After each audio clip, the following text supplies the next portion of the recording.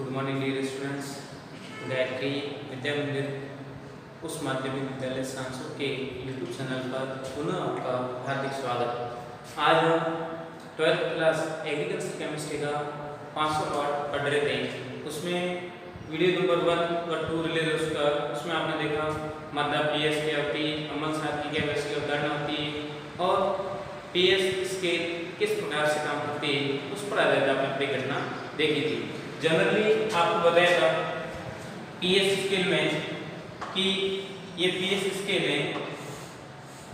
यहाँ पे आपने देखा था एक न्यूट्रलाइज पॉइंट मिल रहा था, वो क्या था आपको उदासीन बिंदु, वो क्या था उदासीन बिंदु, जहाँ पे अम्ल और साथ दोनों क्या हो जाते उदासीन हो जाते, अर्थात यहाँ की पीएस आप देखते थे तो पीएस कितनी मिली थी आपको 7, जबकि इधर जाते हैं पीएस 14 की तरफ और इधर जाते हैं पीएस 0 की तरफ। तो 7 से कम पीएस वाले पदार्थ थे वो साथ क्या थे अम्लीय। इधर वाली पीएस आपके जो भी पदार्थ शो करेगा वो पदार्थ क्या अम्लीय, जबकि इधर वाली पीएस जो दर्शाते हैं वो क्या था आपके क्षारीय। इस पर अपन ने डिस्कस किया था। अम्ल और क्षार पीएस किस प्रकार से रिलेटिव है, क्या उसमें संबंध है, पीओएस मतलब पावर ऑफ OH आयन की सांद्रता और पीएच मतलब पावर ऑफ हाइड्रोजन आयन की सांद्रता में क्या रिलेशन है, तो उसको भी आपको रिप्रेजेंट करके बताया था कि पीएच व पीओएस दोनों का योग करते हैं तो योग करने पर दोनों का मान कितना मिलता है 14 मिलता है, तथा हमेशा पीएच व पीओएस दोनों एक दूसरे के रिवर्सिबल होते हैं। इसको आपने कल वाले वीडियो में जरूर रिलीज किया, उसमें आपने देखा भी होगा। कल वाले वीडियो में थोड़ी सी स्क्रीन प्रॉब्लम, अगर आपको जो लैंग्वेज बोले जा रही साउंड है उसको आप पल्ले टेक से सुनोगे तो उसमें आपको प्रॉब्लम नहीं आएगी। फिर भी मतलब डाउट जैसा आपको लगे तो मैं इसका पीडीएफ आपको सेंड करूंगा, उसको आप पल्ले के रूप में विजुअलाइज करके देख लें। देखिए आज हम पढ़ेंगे मध्य पीएस को प्रभावित करने वाले कारक कौन कौन से हैं। तो कल दो मुख्य कारक पढ़े थे, एक तो अम्लीयता उत्पादक का प्रभाव और दूसरा था आपके क्षारीयता उत्पादक का प्रभाव। तो उसमें देखा था अम्लीय उत्पादक प्रभाव में जितने भी कार्बनिक पदार्थ होते हैं उनका अपघटन होने पर CO2 गैस रिड्यूस होती है और CO2 गैस जल के साथ में क्रिया करके कार्बोनिल अम्ल बनाता था और कार्बोनिल अम्ल H+ आयन की सांद्रता मृदा में डायरेक्टली बढ़ जाता है। इससे मृदा की पीएस घटती है और मृदा की प्रकृति क्या हो जाती है अम्लीय। और दूसरा देखा था अकार्बनिक अम्ल। अकार्बनिक अम्ल जितने भी होते हैं वो मृदा जल के साथ में रिएक्शन करके H+ आयन प्रदान करते हैं और H+ आयन डायरेक्टली मृदा में आपके हाइड्रोजन आयन की सांद्रता बढ़ाते हैं, जिससे मृदा की पीएस घटती है और मृदा क्या होती है अम्लीय। और तीसरा टाइप का फैक्टर एक और आपने देखा था, जितने भी प्रकार के अलग अलग उष्ण कटिबंधीय वाले क्षेत्र में उन मृदा की तुलना करें तो उष्ण क्षेत्रबंध की मृदा थी वहाँ पे अधिक वर्षा होने का जितने भी क्षारीय मूलक होते हैं वो धीरे धीरे निक्षालन की क्रिया द्वारा न्यूट्रलाइज होकर जमीन की निचली सतह पर चले जाते हैं, जिससे मृदा की पीएस घटती है और मृदा क्या होती है अम्लीय प्रवृत्ति की हो जाती है। ये तो अम्लीय उत्पाद पर आधारित घटना पड़ी थी। और दूसरा प्रभावित करने वाला फैक्टर था आपके अम्लीय भस्मीय उत्पादक। कौन से? भस्मीय या क्षारीय उत्पादक। तो क्षारीय उत्पादक भी डायरेक्ट इनडायरेक्ट मृदा को क्या करते हैं प्रभावित करते हैं। जितनी मृदा में क्षारीय मूलकों की संख्या अधिक होगी उतनी मृदा की प्रकृति क्या हो जाती है आपकी क्षारीय हो जाती है और पीएस क्या हो जाती है इंक्रीज हो जाती है। अब यहाँ पे मुख्य बिंदु आपको दे रखा है मृदा पीएस को प्रभावित करने वाले कारक कौन कौन से हैं। जो कल पढ़े मुख्य दो कारक, उनके अतिरिक्त ये 6, 7, 8 एक आपके सामने रिप्रेजेंट कर रखे हैं, इनको एक एक को अपन डिस्कस करेंगे तो आप समझोगे एक एक की क्या हिस्ट्री है, क्या बेसिक है। इसको मैंने शॉर्ट में आपके सामने रिप्रेजेंट भी किया है, अभी मैं एक एक को आपको समझाऊंगा। आपको दिमाग में रहे ये टॉपिक आपके इंपॉर्टेंट है, पीएस को प्रभावित करने वाले कारक, फिर बाद में आएंगे पीएस के एप्लीकेशन। दोनों बिंदु आपके लिए मोस्ट एसेंशियल पार्ट्स हैं। देखिए मृदा पीएस को प्रभावित करने वाले कारक कौन कौन से? एक तो पेपर पदार्थ, दूसरा अवक्षेपण, तीसरा है कार्बनिक पदार्थों का विघटन, चौथा है मूल वनस्पति, फसल की प्रकृति, मृदा की गहराई, नाइट्रोजन युक्त उर्वरक, जल मग्नता। ये 8 फैक्टर है। 8 फैक्टर पीएस को किस प्रकार से इफेक्ट करते हैं एक एक को अपन समझ लें। देखिए फर्स्ट आ रहा है पैतृक पदार्थ की बनावटी पर पीएच का क्या प्रभाव होता है। जैसे मृतिका या मृदा का निर्माण जिस प्रकार से होता है उसकी प्रॉपर्टी उसमें देखने को मिलती है। मान लो जो आपके मिट्टी पर या मृदा बनती है वो सारी सतान के अपघटन होने से बनती तो मृदा की पीएच बढ़ेगी तथा हमेशा मृदा की प्रकृति कैसे होगी सारी, कैसे प्रकृति से होगी सारी। पैतृक पदार्थ मतलब जिस सतान से उसका अपघटन होता है उसके आधार पर उसके गुणधर्म प्रदर्शित होते हैं। पैतृक पदार्थ जैसे आपके अम्लीय सतान थी या सारी सतान थी उसके अनुरूप उसमें उसके गुणधर्म देखने को मिलते हैं। दिमाग बात रहेगी जैसे सतान है उसी के अनुरूप मृदा बनती है और उसी की प्रकृति मृदा भी शो करती है। मान लो अम्लीय सतान है तो अम्लीय गुणधर्म दर्शाएंगे और सारी का गुणधर्म दर्शाएंगे। सोना पत्थर वाले सतान तो आपके सारी गुणधर्म दर्शाए जाते हैं। जबकि आप देखोगे कौन सा ये आपके आता है ग्रेनाइट जैसे अलग अलग प्रकार के मार्बल पत्थर होते हैं उनका गठन करने के बाद में जो मिट्टी बनेगी तो उसकी प्रकृति कैसी होगी तो उसकी प्रकृति हमेशा क्या होगी अम्लीय द्रव्य प्रदर्शित होगी। तो जैसे पैतृक पदार्थ से मिट्टी का निर्माण होता है उसके अनुरूप उसकी पीएच डिपेंडेंट करती है। डायरेक्टली आप याद रखना जिस प्रकार से इसका निर्माण होता है उसके अनुरूप मृदा की पीएच होती है। सेकेंड अवक्षेपण क्या होता है। अवक्षेपण के अंतर्गत देखते हैं जब वर्षा ऋतु में आप देखते हो बारिश के समय मृदा की ऊपरी परत पर कई प्रकार के सारे तत्व होते हैं, कैल्शियम, मैग्नीशियम, पोटेशियम, सोडियम ऐसे कई तत्व होते हैं जो जल के साथ में विलय होकर भूमि की निचली परतों में चले जाते हैं जिसके कारण उनका अवक्षेपण हो जाता है तथा भूमि की ऊपरी परत पर एल्यूमिनियम तथा हाइड्रोजन या सिलिकॉन आयन उपस्थित हो जाते हैं जिससे मृदा की ऊपरी परत क्या जाती है ऊपरी परत आपके अम्लीय हो जाएगी। तो अपन डायरेक्टली बात करते हैं वर्षा ऋतु में अवक्षेपण कब ज्यादा होगा। वर्षा ऋतु में पीएच हमेशा कम होती है। वर्षा ऋतु में मृदा की पीएच देखोगे हमेशा कम होगी। क्यों?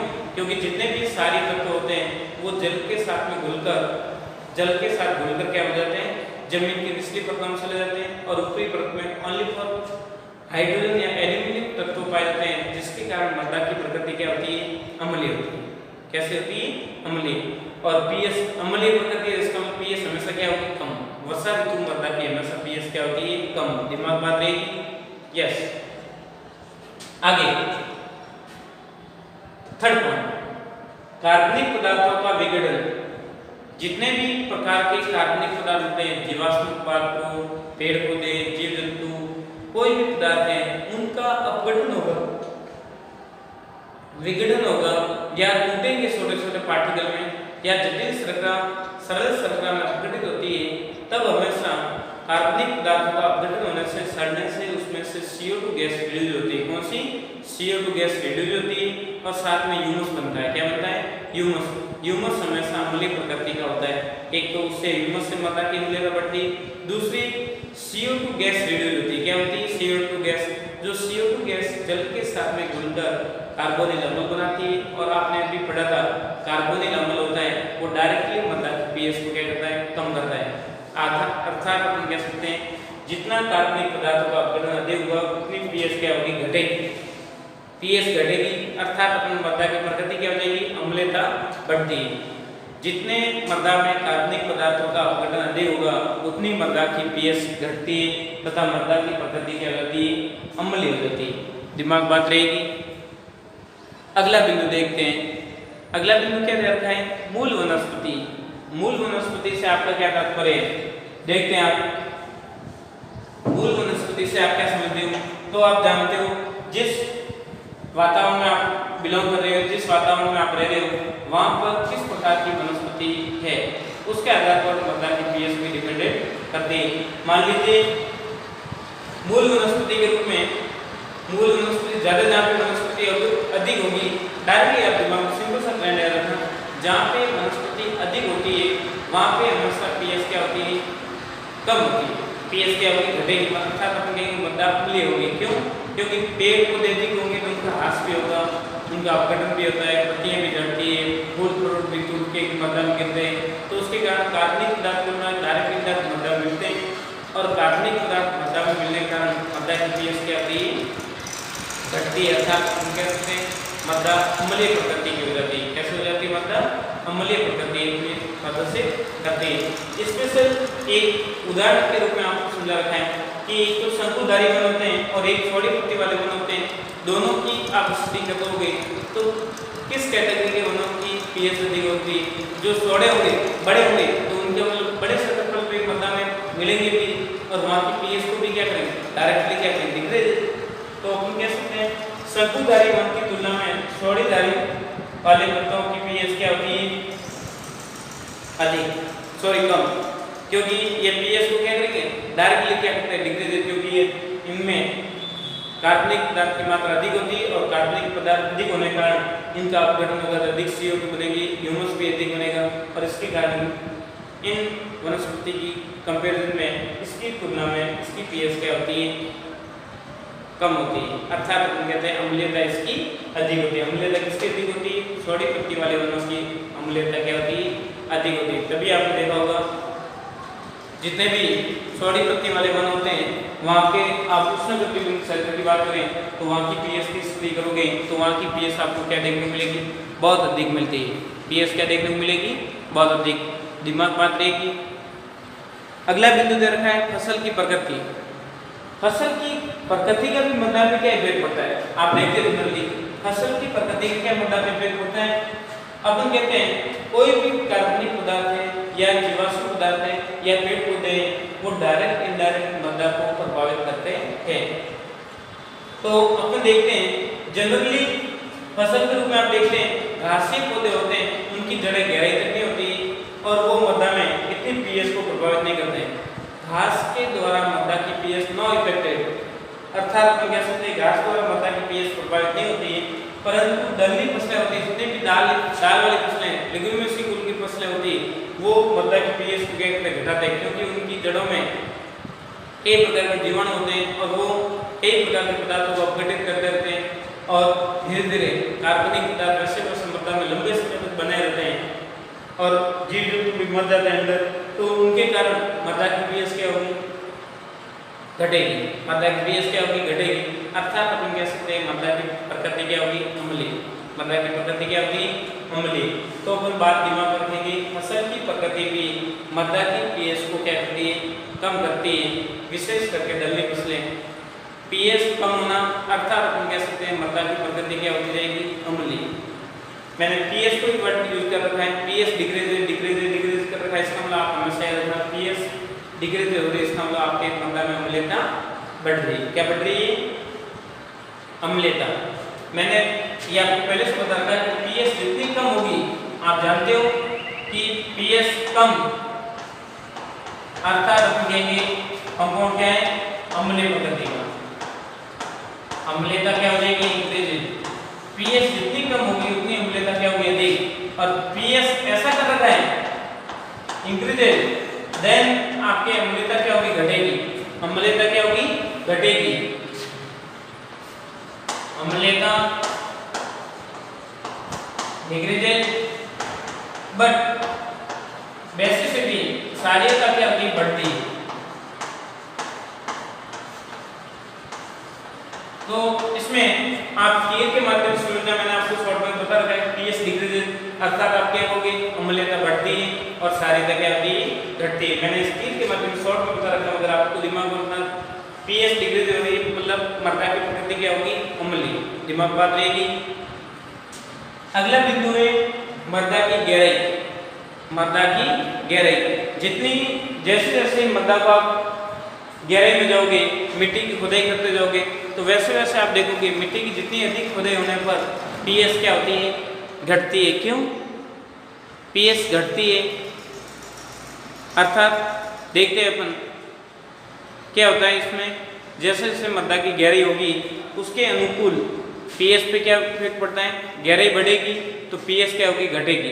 अर्थात अपन कह सकते हैं मृदा की अम्लीयता क्या होती है, बढ़ती है। मृदा की अम्लीयता क्या होगी, बढ़ेगी, दिमाग बात रहेगी। क्यों, क्योंकि जितने भी कार्बनिक पदार्थ होते हैं या जीवाश्म पदार्थ होते हैं, मृदा की गहराई बढ़ने के साथ में उनका अपघटन जल्दी होता है और वहाँ पे कार्बनिक पदार्थ या ह्यूमस की मात्रा क्या हो जाती है, बढ़ जाती है। देखते ना, देखिए अगला बिंदु आपको दे रखा है नाइट्रोजन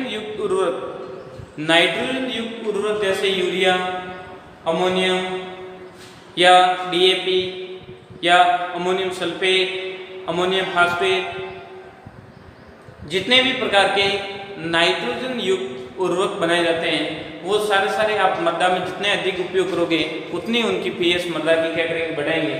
पीएच को क्या करेंगे, ये बढ़ाएंगे। क्यों? क्योंकि इनकी प्रवृत्ति है। नाइट्रोजन आपको पता है नाइट्रोजन के ऊपर क्या पाया जाता है, इलेक्ट्रॉन प्रदान करने की टेंडेंसी थी। लुईस की अवधारणा के अनुसार नाइट्रोजन क्या एक क्षारीय पदार्थ है। आपने देखा था ना कि नाइट्रोजन के ऊपर ऐसे 2 लोन पेयर पाए जाते थे।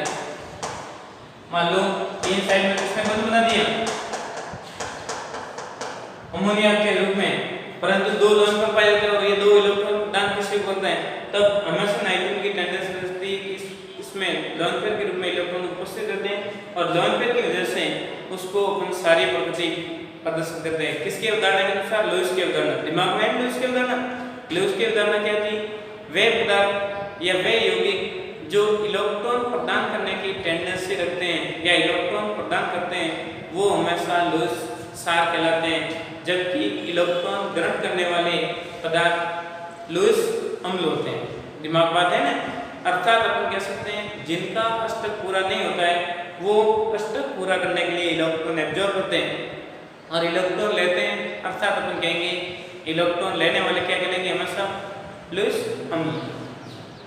अब आगे देखते हैं जल मग्नता देखते हैं। जितना पानी की मात्रा अधिक होगी, पानी के साथ में कोई भी कंपाउंड घुलने की टेंडेंसी क्या होती है, बढ़ती है। पानी के साथ में कोई भी कार्बनिक पदार्थ होगा या कोई भी पदार्थ है तो उसके घुलने की टेंडेंसी क्या होती है, बढ़ेगी। अर्थात कार्बनिक पदार्थ जल में अधिक विलय होगा, अम्लता क्या होती है, डायरेक्टली बढ़ती है।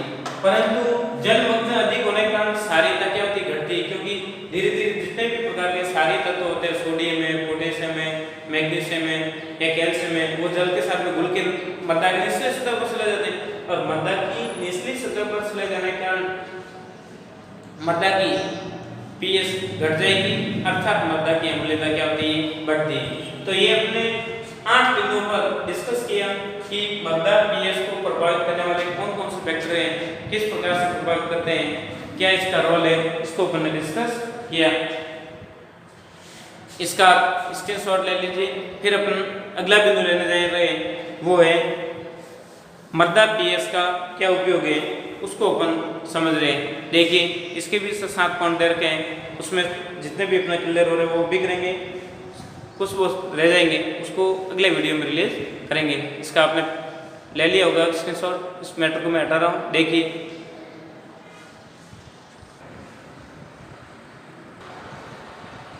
आप देखोगे अगला अपना बिंदु है मृदा पीएच का क्या महत्व रहता है। अपने मृदा पीएच का अपना अध्ययन क्यों करते हैं, इसके पीछे क्या जिक्र है, इसके कुछ विशेष बातें दे रखी है, विशेष गुण दे रखे हैं, उनको उन्हीं कारण अपना को मृदा की पीएच की स्टडी करनी पड़ती है, मृदा पीएच को समझना पड़ता है। उसके पीछे कुछ पॉइंट दे रखे हैं, उन मुख्य बिंदुओं को अपन डिस्कस करेंगे, जिनमें आपके 6 पॉइंट है। इसमें से आपको फिक्स है एक एग्जाम में पूछा जाता है, 2 नंबर के प्रश्न के अंतर्गत एक फिक्स पॉइंट आपके पूछा जाएगा कंफर्म है। देखिए फर्स्ट पॉइंट है आपके मृदा पीएच का पोषक तत्वों की प्राप्ति पर प्रभाव।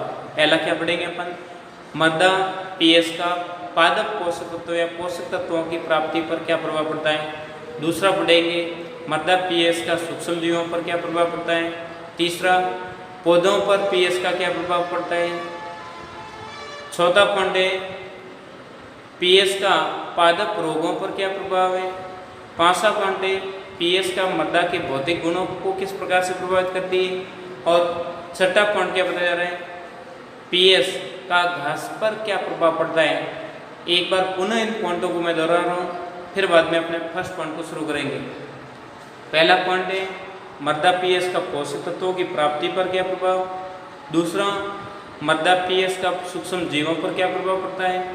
तीसरा है पौधों पर पीएच का क्या प्रभाव है। चौथा पॉइंट है पीएच का पादप रोगों पर क्या प्रभाव है। पांचवा पॉइंट है पीएच का मृदा के भौतिक गुणों पर क्या प्रभाव है। और छठा पॉइंट है पीएच का घास पर क्या प्रभाव पड़ता है। तो एक एक बिंदु को अपन समझेंगे। इसमें कुछ लैंग्वेजिकल मैटर भी दे रखा है, कुछ समझाने लायक भी दे रखा है, उसको एक एक को अपन रिप्रेजेंट करके एक एक चीज़ को समझते हैं। देखिए पहले आप इसका एक बार स्क्रीनशॉट ले लीजिए, फिर बाद में एक एक को मैटर को आगे बढ़ाते हैं। देखिए फर्स्ट पॉइंट,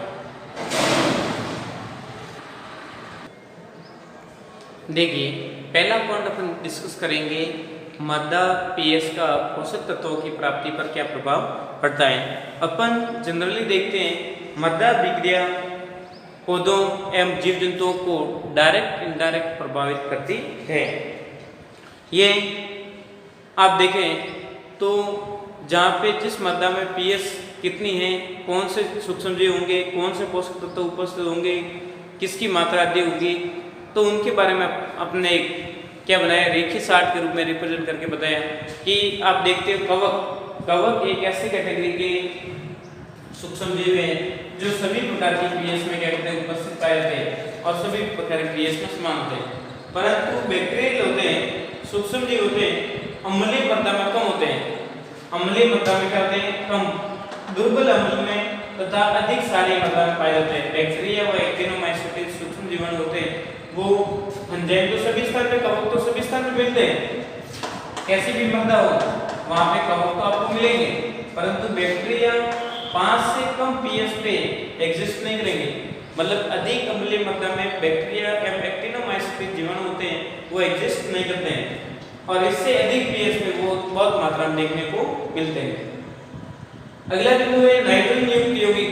नाइट्रोजन युक्त यौगिक बहुत कम, 4 पे बहुत कम और इससे आगे 0 हो जाते हैं नाइट्रोजन युक्त यौगिक, क्योंकि नाइट्रोजन की टेंडेंसी होती है, नाइट्रोजन की प्रकृति होती है सारी प्रकृति और अम्ल में एग्जिस्ट नहीं करता है। यहाँ पे 5 पे भी दुर्बलता में और 6 पे भी बहुत कम और 7 पे भी बाद में इसके यौगिक मिलते हैं और 7 से ऊपर पीएच पे नाइट्रोजन बहुत अधिक मात्रा में देखने को मिलती है।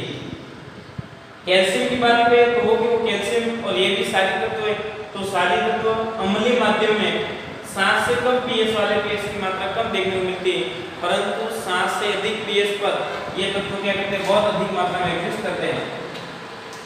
और फास्फोरस, पोटेशियम, सल्फर ये नॉर्मली सामान्य पीएच पर एग्जिस्ट करते हैं, उदासीन अवस्था में, नहीं क्षारीय नहीं अम्लीय जनरली। और ये देखते हैं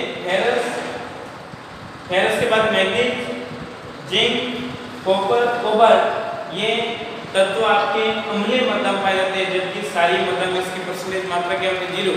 सारी मृदा में होता है बहुत कम मात्रा में, ग्राफिकल आगे क्या होता है एकदम मिल जाता है, तो अर्थात ये क्या शो करेगा सारी मृदा में ये नहीं पाए जाते हैं, ज्यादातर ये कहाँ पाए जाएंगे अम्लीय मृदा में। बोरॉन व कोबाल्ट आपके मोलिब्डेनम व बोरॉन को देखोगे तो आपके जनरल पीएच पर पाए जाते हैं। तो इसको आपने देखा कि इन तत्वों की अलग अलग पीएच मात्रा अलग अलग मृदा पोषक तत्वों को प्रभावित करती है। अब लैंग्वेजिकल के रूप में रिप्रेजेंट मैं कर रहा हूँ, लैंग्वेज लिख रखी है, उसको एक बार आपको सुना देता हूँ क्या दे रखा है। मृदा विक्रिया बहुत महत्वपूर्ण मृदा के गुण है जो पादप वृद्धि को प्रत्यक्ष अप्रत्यक्ष दोनों रूप से क्या करती है प्रभावित करने का कार्य करती है। मृदा पीएच मृदा के रासायनिक गुणों एवं सूक्ष्म जीवों की क्रियाशीलता को सबसे अधिक प्रभावित करती है। मृदा में धनायन calcium, potassium, magnesium, sodium, aluminium मृदा को सीधा संबंध होता है। जो एल्यूमिनियम एवं हाइड्रोजन तत्व धनायन वाले होते हैं वो सीधा मृदा की पीएच को कम करते हैं, तथा बाकी अन्य तत्व सारी तत्व होते हैं वो मृदा पीएच को क्या कहते हैं बढ़ाते हैं। आप देखते हैं कम पीएच मान पर क्या देखने को मिलता था, कम पीएच पर फेरस, मैग्नीज, एल्यूमिनियम अधिक घुलनशील होते हैं तथा अधिक पीएच पर ये हानिकारक होते हैं। अधिक पीएच पर ये देखने को नहीं मिलेंगे, अधिक पीएच हुई तो वहाँ पे फेरस, एल्यूमिनियम नहीं होते हैं और कम पीएच पर पाए जाते हैं। पीएच 5.5 से कम होने पर नाइट्रीकरण प्रक्रिया धीमी हो जाती है। सबसे अधिक प्रभावशाली ये क्रिया पौधों को डायरेक्ट इनडायरेक्ट क्या करती है प्रभावित करती है। नाइट्रीकरण की प्रक्रिया पौधों को क्या करती है डायरेक्ट इनडायरेक्ट प्रभावित करने का कार्य करती है। आगे हम देखते हैं नाइट्रोजन की अधिक प्राप्ति मृदा में पीएच 6 से 8 के मध्य होती है, क्योंकि ये जीवाश्म पदार्थ में उपस्थित कार्बनिक नाइट्रोजन खनिजन करने वाले मृदा सूक्ष्मजीवों के लिए सबसे अधिक उपयोगी है, उन सूक्ष्मजीवों के लिए भी उपयोगी है जो सहजीवी क्रिया द्वारा नाइट्रोजन स्थिरीकरण करते हैं। सहजीवी नाइट्रोजन स्थिरीकरण करने वाले सूक्ष्मजीव कौन से थे? आपने पढ़ा था सहजीवी नाइट्रोजन स्थिरीकरण करने वाले दो प्रकार के जीवाणु थे। कौन से पार्ट में पढ़ा था? दूसरे पार्ट में। नाइट्रोजन स्थिरीकरण करने वाले दो प्रकार के जीवाणु थे, एक तो थे सहजीवी और दूसरे थे असहजीवी। सहजीवी और असहजीवी। सहजीवी क्या होते हैं? असहजीवी क्या होते हैं? सहजीवी जो पौधों को नाइट्रोजन यौगिक पदार्थ नाइट्रोजन देते हैं तथा पौधों से भोजन प्राप्त करते हैं। इसका एग्जांपल आपको पढ़ा था राइजोबियम। राइजोबियम वर्ग के बहुत सारे जीवाणु, राइबोजियम। और असहजीवी के अंतर्गत एजोबैक्टर जीवाणु। एजोबैक्टर समूह के जितने भी कैटेगरी के जीवाणु हैं वो एजोबैक्टर इसके अंदर आए हैं कि ये पौधों को नाइट्रोजन प्रदान नहीं करते, पौधों से भोजन नहीं लेते हैं। तो इस प्रकार के जीवाणु डायरेक्ट पौधों क्या करते हैं? फायदा पहुंचा देते हैं, नाइट्रोजन की क्रिया करते रहते हैं। आगे देखते हैं आप कि पौधे फास्फोरस को मृदा से अधिकांश फास्फोरिक अम्ल के रूप में, आयन के रूप में प्राप्त करते हैं। इनकी प्राप्ति पीएच पर निर्भर करती है। मृदा मान उदासीन तथा थोड़ी अम्लीय के मध्य ही होती है। प्राप्ति के रूप में आपको देखते हैं और मॉलिब्डेनम आदि तत्व भी इसी रूप में देखने को मिलते हैं। तो ये आपने देखा था मृदा पीएच किस प्रकार से डायरेक्ट पौधों को प्रभावित करते हैं, उस पर आधारित हमने पहले पॉइंट को डिस्कस किया। ग्राफिकल के माध्यम से आपको समझ में आ जाएगा कि मतलब कौन सी पीएच पर कौन से तत्व पाए जाते हैं, उसको आपने देखा। अगले वीडियो में अपन देखेंगे मृदा के अन्य भी पीएच के महत्व है वो किस प्रकार से रिप्रेजेंट होंगे, उनको अपन डिस्कस अगले वीडियो में करेंगे। उससे पहले जितने भी प्रकार के आपके वीडियो सेंड कर रखे उनको एक बार विजुअलाइज करें, देखिए, जो डाउट हो तो पूछिए, नोट्स बनाइए, घर पे रहे, सुरक्षित रहे, अपना काम समय पर करते रहिए। जो कंफ्यूजन हो तो डायरेक्ट फोन करके भी आप पूछ सकते हो। जो चैप्टर समझ में आया, कंफ्यूजन है, तो उसको आप फोन करके भी पूछोगे तो उसका सॉल्यूशन निकाल के आपको दे दूंगा। आगे अपन देखेंगे कल इसकी और एप्लीकेशन काफ़ी देर की, उसको विस्तार पूर्वक से अध्ययन करेंगे। अभी तक मान लो किसी ने गायत्री विद्या मंदिर यूट्यूब चैनल को सब्सक्राइब नहीं किया है तो सब्सक्राइब करके लाइक करें और शेयर कीजिए और अपना ध्यान रखते हुए समय पर अपना नोट्स बनाते रहे, पढ़ाई करते रहिए। थैंक यू, धन्यवाद सो मच।